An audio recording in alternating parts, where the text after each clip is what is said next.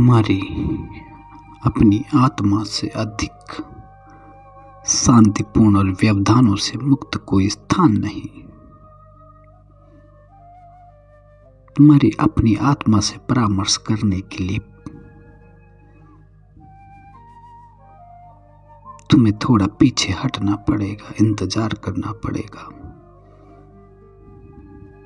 तुम्हें सामना करना पड़ेगा जीवन में स्थिरता पाने के लिए, जबकि तुम्हारा ध्यान नियमित रूप से सुबह जल्दी उठने में, दिन का पूरा लाभ उठाने में, तुम्हारे सारे काम करने में महत्व रखते हैं। तुम स्वयं में एकांतवास और स्थिरता पाने के लिए समय निकालते हो। तुमने देखा, अगर बाहरी उत्तेजनाओं को हटा दें, जब भी तुम चाहें अपने आप में वापस लेटना और लौटना, वह तुम्हारी शक्ति में है। यह ज्ञात है कि तुम अपनी शाम का उपयोग दूसरे के वियोग के लिए करते हो। तुम्हारी शाम हमेशा गुजरती है दूसरों के दुख से। तुम दूसरे का दुख तुम अपना दुख समझते हो। तुम्हारा दुख ही यह है कि तुम दूसरा खुश कैसे।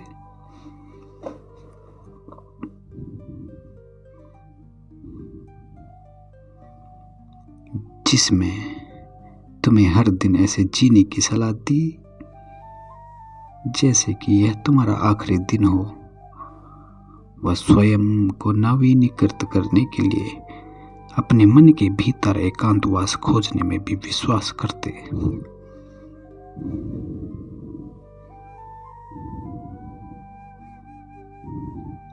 तुम्हें चाहिए बाहरी उत्तेजनाओं से अलग होकर अपने अंदर झांकने तक तुम्हें ढूंढना होगा तनाव और नकारात्मक भावनाओं से खुद को शुद्ध करना।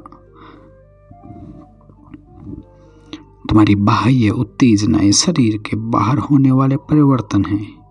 यह ज्ञान है जो तुम्हारी इंद्रियों के माध्यम से तुम तक पहुंचता है। तुमने देखा, आधुनिक समाज में तुम्हारा दिन कार्यसूची, बैठकों, संदेशों और समय की सीमाओं से भरा है।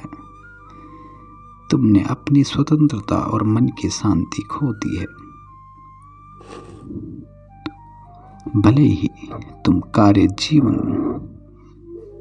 कार्य और जीवन का संतुलन बनाने के लिए कड़ी मेहनत करते हैं। तुम थके हुए हो, अधिक काम करने वाले हो और तनावग्रस्त महसूस करते हो और घर जाते हो। तुम्हारी शाम की दिनचर्या में आमतौर पर सोशल मीडिया पर समय बिताना, टेलीविजन देखना या अंतिम क्षण में आए संदेशों का उत्तर देना। तुम्हें इन उत्तेजनाओं को कम करने के लिए अपने मस्तिष्क को अव्यवस्थित होने से बचाने के लिए आवश्यकता है ध्यान की। इसलिए तुम्हारी शाम की दिनचर्या में वह समय होना चाहिए जो तुम स्वयं के लिए व्यतीत करें। इसका अर्थ संभवतः यह है कि तुम रात के समय की उन गतिविधियों को छोड़ दे जिनके लिए तुम आदी हो चुके हो या आदतन तुम करते हो। तुम्हें चाहिए उनकी जगह नई गतिविधियां अपनाएं जो वास्तव में तुमको खुद से अलग होने और खुद पर ध्यान केंद्रित में मदद करेगी। इसका अर्थ है कि तुम स्वयं से पूछो कि सोने से कम आधे घंटे पहले तुमने अपने तकनीकी चीजें बंद कर दी। तुम शांति की तलाश में गए।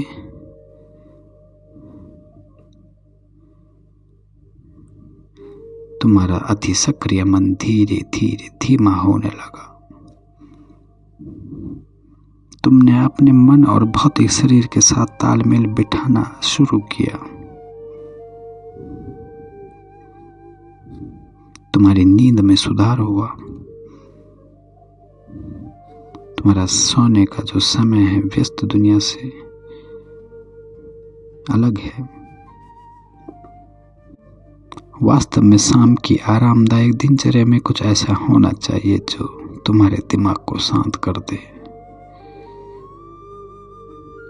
तुम्हें करना चाहिए कुछ शारीरिक व्यायाम।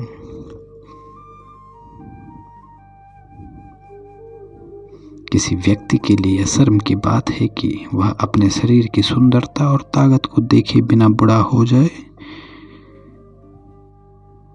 वो बूढ़ा हो रहा है। स्वस्थ शरीर के बिना स्वस्थ मन का अस्तित्व नहीं हो सकता। तुम्हारी दिनचर्या तुम्हारे फिटनेस पे निर्भर करती है। तुम्हें दृढ़ता, आत्म सुधार, अनुशासन, चुनौतियों पर विजय पाने और आत्मविश्वास का निर्माण जैसे सद्गुणी जीवन कौशल सिखा सकती है।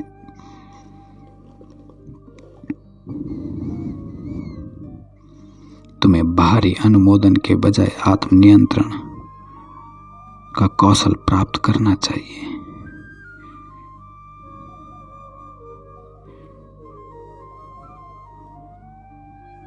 तुमने सुना होगा अक्सर कि तुम थक गए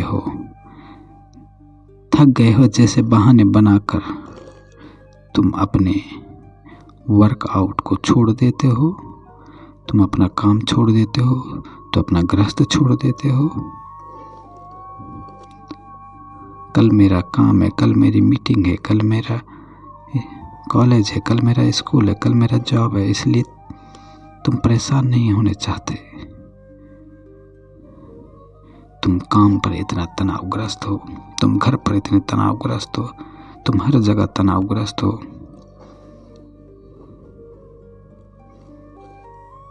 तुम्हारा शरीर अद्भुत है, तुम्हारा मन अद्भुत है।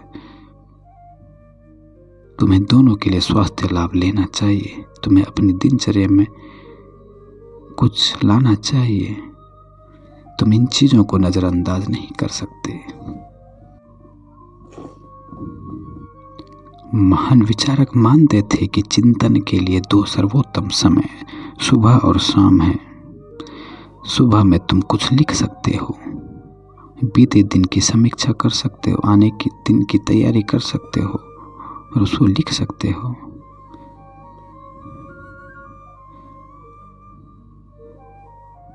तुम्हें स्वयं के कार्यों के प्रति सहज रहना चाहिए। सजगता ही तुम्हें नए उद्देश्य की ओर ले जाएगा। प्रत्येक दिन के अंत में समय निकाल कर जो कुछ हुआ उसका पूर्वावलोकन करने से तुम्हें कुछ महसूस होगा। जो महसूस होगा तुम्हें उससे शांति मिलेगी। तुम्हें लगेगा तुमने कुछ किया, तुमने कुछ लिखा, तुमने कुछ विचार किया। तुम्हें अपनी दैनिक समीक्षाओं को अपनाना चाहिए, दिनचर्या को शामिल करना चाहिए। इसके लिए बिस्तर पर जाने से पहले कुछ समय निकालकर दिन भर की गतिविधियों को याद करें। तुम दिन के प्रत्येक क्षणों को, उस क्षण से लेकर जब तक तुम जागते हैं उस क्षण तक जिसमें आप अब देखें, अपने द्वारा चुने गए विकल्प और कार्यों का मनन करें। आज आपने क्या अच्छा किया, आपकी क्या भावनाएं अनुभव थी। कुछ अनुभव किया या नहीं। आपके दिन के कौन से हिस्से ने आपको सहजता दी, कौन से हिस्से ने आपको असहजता दी।